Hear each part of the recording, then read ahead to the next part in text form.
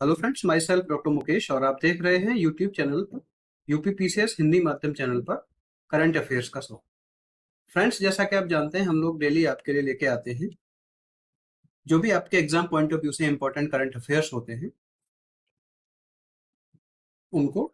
तो चलिए देख लेते हैं आज क्या इंपॉर्टेंट करंट अफेयर्स हैं। देखिए, आज का दिन सबसे पहले हमारा सेक्शन होता है आज के दिन का। तो आज है 1 अप्रैल। 1 अप्रैल को क्या होता है? उड़ीसा राज्य दिवस मनाया जाता है और इसको उत्कल दिवस के रूप में उड़ीसा राज्य मनाता है। उड़ीसा 1 अप्रैल 1936 को बना, जिसको 4 नवंबर 2011 को ओडिशा का नाम दिया गया। उड़ीसा के बारे में इंपॉर्टेंट चीजें हैं। यूनेस्को ने उड़ीसा के 2 गांव या जो समुदाय हैं वहां पे उनके लिए रेडी फॉर सुनामी का टैग दिया है और वो है वेंकटरायपुर और नेलिया शाही गांव। और एक और इसकी बहुत इंपॉर्टेंट एक साइट है कोरापुट जिले में की जाने वाली पारंपरिक कृषि को संयुक्त राष्ट्र के कृषि एवं खाद्य संस्थान ने अंतरराष्ट्रीय महत्व की कृषि विरासत तंत्र के रूप में पहचान की है। यानी कि जो ग्यास साइट है, ग्यास साइट क्या होती है? Globally important agricultural heritage system. इसके लिए उन्होंने क्या किया है, कोरापुट जो जिला है वहां पे जो पारंपरिक रूप से खेती की जाती है उनको रिकॉग्नाइज किया है। और 2 जो रेडी टू सुनामी हैं उनको यूनेस्को ने क्या किया है, पहचान की है। वो है वेंकट रायपुर व नौलियाशाही। नेक्स्ट है दोस्तों, आज ही के दिन 1 अप्रैल को रिजर्व बैंक ऑफ इंडिया की स्थापना हुई थी 1935 में। और 1935 में ये स्थापना हुई थी रिजर्व बैंक ऑफ इंडिया अधिनियम 1934 के अनुसार।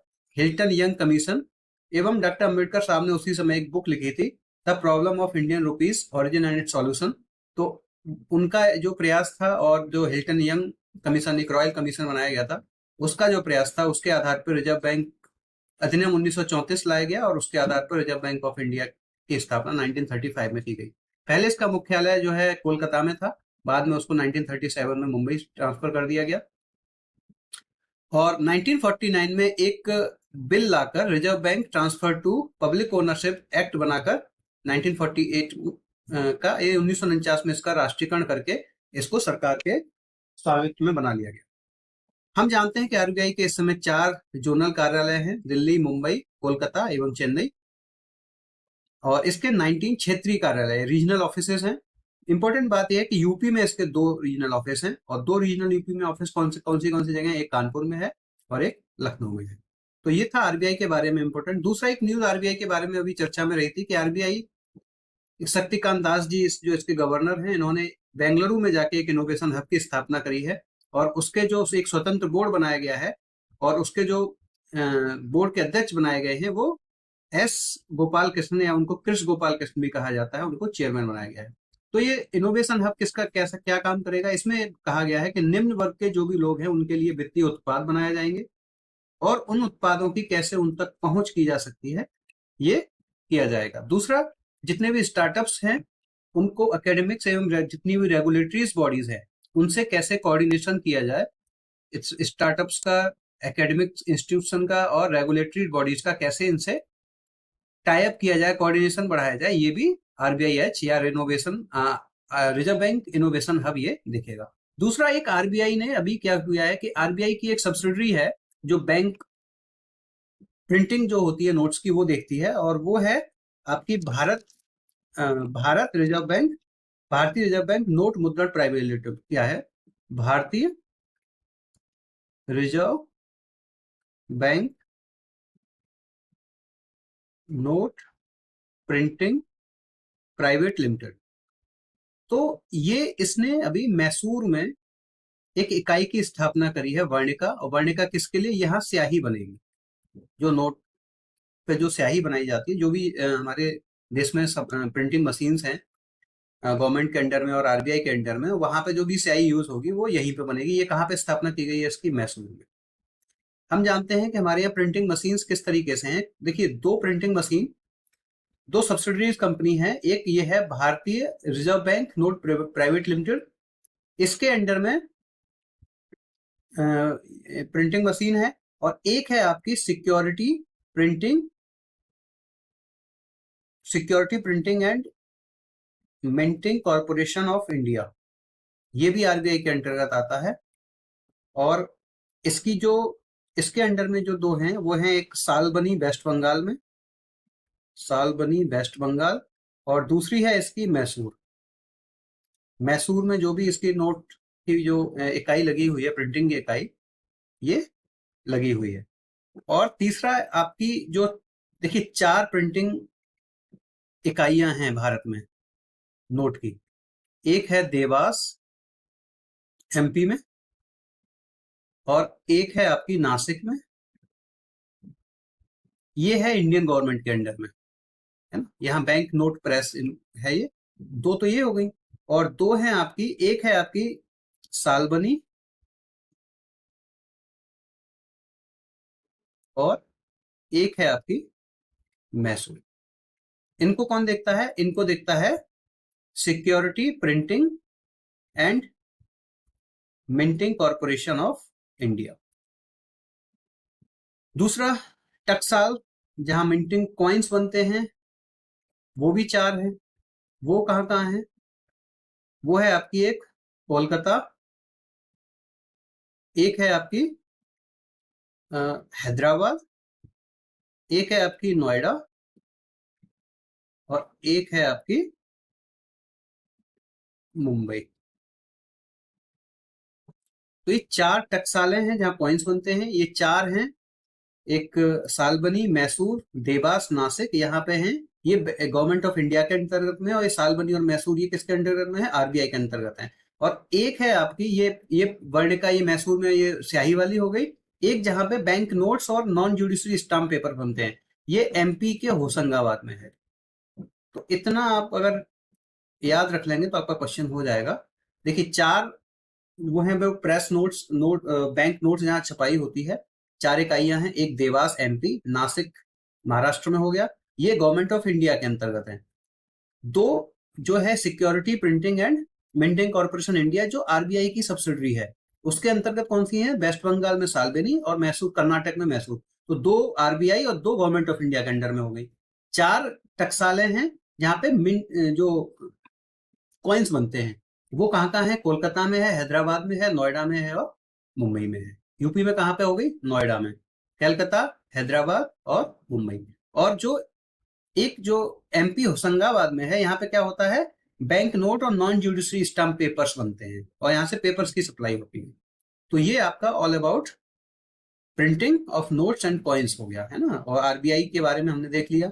वर्णिका क्या है? ये स्याही की इकाई स्थापित की है आरबीआई ने।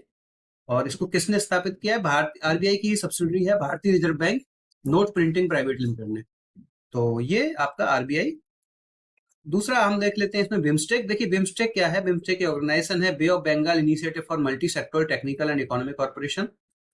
बे of Bengal initiative for multi sectoral technical and economic corporation. तो इसके सदस्य राष्ट्र कौन कौन से हैं? भारत है, श्रीलंका है, नेपाल है, बांग्लादेश, भूटान, म्यांमार एवं थाईलैंड। देखिए ये इसके जो बे ऑफ बंगाल है, ये यहाँ के जितने भी ये कंट्रीज हैं, उसके अलावा ये नेपाल, भूटान, बांग्लादेश, श्रीलंका, ये म्यांमार, ये थाईलैंड, इसके 7 जो देश हैं। और ये जो इस रूप में है, ये 2004 में आया था। इससे पहले एक बैंकॉक डिक्लेरेशन के द्वारा 1997 में इसकी स्थापना हुई थी। तब ये था BIST, बांग्लादेश, इंडिया, श्रीलंका एवं थाईलैंड। 1997 में इसमें म्यांमार जुड़ गया, तो ये हो गया BISMT इकोनॉमिक कॉर्पोरेशन था ये पहले केवल मल्टी सेक्टोरल नहीं था, केवल इकोनॉमिक कॉर्पोरेशन था, इकोनॉमिक कॉर्पोरेशन। उसके बाद 2004 में इसमें 2 कंट्रीज नेपाल और भूटान भी ऐड हो गए, नेपाल और भूटान ऐड हो गए, और इस तरीके से 2004 में बन गया बिम्स टेक। और इसका नाम कर दिया, अब कंट्रीज के नाम से हटा के इसका नाम कर दिया bay of Bengal initiative for multi sectoral technical and economical corporation. तो अभी क्या हुआ है? अभी इसका 5वां शिखर सम्मेलन कहाँ हुआ है? श्रीलंका में हुआ है। और इन्होंने एक बिम्स्टेक चार्टर बनाया है, जिसमें एक इनका झंडा होगा, एक इनका लोगो होगा, और इनका एक औपचारिक सिद्धांत पत्र होगा, जिसपे सारे देश इसका पालन करेंगे। 3 समझौते हुए हैं। इनके जो राजनैतिक नहीं है, राजनयिक जो इनके एम्बेसडर्स वगैरह होते हैं, उनका प्रशिक्षण के लिए एक सहयोग किया गया है। आपराधिक मामलों में संबंधित पारस्परिक सहायता कानून और एक बिम्स्टेक प्रौद्योगिकी हस्तांतरण की सुविधा की स्थापना पर एक समझौता हुआ है। तो ये इंपॉर्टेंट न्यूज थी बिम्स्टेक से रिलेटेड। नेक्स्ट है महत्वपूर्ण वन लाइनर, ये अंतर्राष्ट्रीय श्रम संगठन के नए महानिदेशक नियुक्त किए गए। कौन है ये? टोगो। टोगो एक देश है, उसके पूर्व प्रधानमंत्री गिलबर्ट एफ ओंगबो को बनाया गया है। अमेरिकी संसद में राष्ट्रीय सिख दिवस मनाने के लिए एक बिल पेश किया गया है, और वो डेट कब की गई है? 14 अप्रैल को। और इंडिया में 14 अप्रैल को क्या मनाया जाता है? भारत रत्न बाबा साहब भीमराव अम्बेडकर की जयंती। वो 14 अप्रैल को उनका जन्म हुआ था, तो इंडिया में मनाया जाता है। नेक्स्ट है आपका पूर्वोत्तर के वो 3 राज्य जिनमें से अपसपा कानून को हटाया। देखिए मणिपुर, अभी क्या है कि पूर्वोत्तर में कुछ उग्रवादी गतिविधियों के कारण वहां पे अभी भी armed force special power act लागू था। इसकी स्थापना कब हुई थी? इसकी स्थापना 11 सितंबर 1958 को की गई थी, और ये अभी भी कुछ राज्यों में है, पूर्वोत्तर और जम्मू एंड कश्मीर यूटीज में। तो मणिपुर, नागालैंड और असम के कुछ क्षेत्रों से इसको हटाने के लिए केंद्र सरकार ने निर्णय लिया है। और साथ ही पूर्वोत्तर के 2 राज्य सीमा विवाद मिटाने को लेकर समझौता हुआ है, वो है असम और मेघालय। देखिए असम और मेघालय में क्या है, ये वेस्ट खासी हिल्स का रीजन है, ये मेघालय का रीजन है। यहाँ ये लांगपी ये जिला है मेघालय का, लांगपी। और यहाँ पे ये दूसरा एक ये जिला था असम का। यहाँ पे इन दोनों में क्या था? डिस्प्यूट्स था बाउंड्रीज को लेके। जब 1971 में असम को रिकॉग्नाइजेशन एक्ट के द्वारा मेघालय राज्य बना, तो उस मेघालय राज्य में जो यहाँ पे जो केवल लगभग 12 लोकेशंस ऐसी थी जहां पे इनमें डिस्प्यूट्स था। तो उन 12 लोकेशंस में 6 डिस्प्यूट्स में अभी इन्होंने क्या किया है? मानने को तैयार हो गए। जो मेन डिस्प्यूट्स था वो लांगपी जो मेघालय का डिस्ट्रिक्ट है, और जो कामरूप डिस्ट्रिक्ट असम का है। यहाँ पे क्या है? ये कामरूप डिस्ट्रिक्ट असम का है, वहां के बीच में ये बड़ा सीमा विवाद था, तो इसको इन्होंने समझौता कर लिया है। नेक्स्ट है आपका, वह कौन सा देश है अफगानिस्तान को तालिबान सरकार को जिसने मान्यता दे दी है? तो वो रूस है, रूस ने मान्यता दे दी है। उत्तर प्रदेश स्पेशल में हम लोग देख लेते हैं। यूपी में नवीन जो मंत्रिमंडल हुआ है उसमें 2 मुख्यमंत्री बनाए गए हैं इस बार भी, और ये है केशव प्रसाद मौर्य और मिस्टर ब्रजेश पाठक।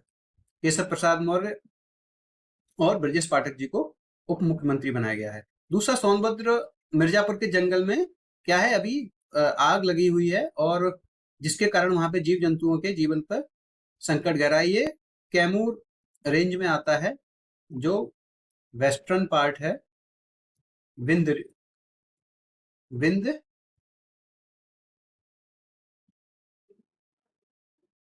पर्वत का, है ना। और चित्रकूट की देवांगना घाटी में भी के जंगलों तक वो आग पहुंची हुई है। दूसरा, एक निर्णय लिया है गौ सफारी बनाने का। जो भी वन क्षेत्र की जमीनें हैं उन पर गौ सफारी बनाने का निर्णय यूपी गवर्नमेंट ने लिया है। और यूपी में यूपी उत्तर प्रदेश की पहली टीम जो आईपीएल खेल रही है, लखनऊ सुपर जॉइंट्स जिसका नाम है, उसने सबसे पहली जीत अपनी किस टीम को हराकर की है? वो चेन्नई सुपर किंग, जो कल मैच था, उन्होंने चेन्नई सुपर किंग को हराया है। दूसरा, आज का हमारा प्रश्न है, जो हम नेक्स्ट हमारा जो सेक्शन होता है, ये प्रथम वन्य जीव संरक्षण बॉन्ड किसके द्वारा जारी किया गया है? ये बॉन्ड जारी किया गया था एक साउथ अफ्रीका में ब्लैक राइनो के लिए। तो आपको संस्था का नाम बताना है। आप कमेंट सेक्शन में जरूर बताइएगा कि वो कौन सी संस्था है जिसने ये जीव संरक्षण बॉन्ड सबसे पहला जारी किया है। नेक्स्ट, हमने कल 2 क्वेश्चन पूछे थे, उनके आंसर हम लोग डिस्कस कर लेते हैं। हमने पूछा था लिविंग रूट ब्रिज किस राज्य में? तो ये मेघालय में। देखिए इस तरीके से जो बनियान ट्रीज वगैरह हैं, जो उनकी जो लिविंग रूट्स हैं, इनको आपस में बांध करके वहां के लोकल लोग क्या कर लेते हैं? ये रूट्स बना लेते हैं, और इनसे नदियों के आर पार ये जो है आवागमन करते हैं। तो ये मेघालय में है। मेगा इंटरनेशनल समिट ये नई दिल्ली में आयोजित की जा रही है, ये भी कल पूछा था। अच्छा, लिविंग रूट ये मेघालय चर्चा में क्यों? देखिए अभी जो एक वहां के सीएम है कॉनराड संगमा जी, उन्होंने एक ट्वीट किया था कि इस जो लिविंग रूट सिस्टम है, इन्होंने वर्ल्ड हेरिटेज यूनेस्को की जो वर्ल्ड हेरिटेज साइट है उसकी टेंटेटिव लिस्ट में, यानी कि जो अस्थाई लिस्ट है, उसमें इनको शामिल किया गया है। होपफुली कि ये इनको आगे भी शामिल किया जाए, तो ये एक अच्छी बात है इनको। और इनको जिंगकियांग जरी वहां की मेघालय लैंग्वेज में बोला जाता है, गारो भाषा में इसको बोलते हैं जेंगकेंग करी, जिसको लिविंग रूट ब्रिज वहां के लोकल लोग इसको नदियों के आर पार आने जाने के लिए इसका प्रयोग करते हैं। तो दोस्तों ये था आज आपका करंट अफेयर्स। अगर आपको अच्छा लगता है तो लाइक कीजिएगा, सब्सक्राइब करिए और अपने दोस्तों के साथ शेयर कीजिए। My self doctor Mukesh, thank you very much.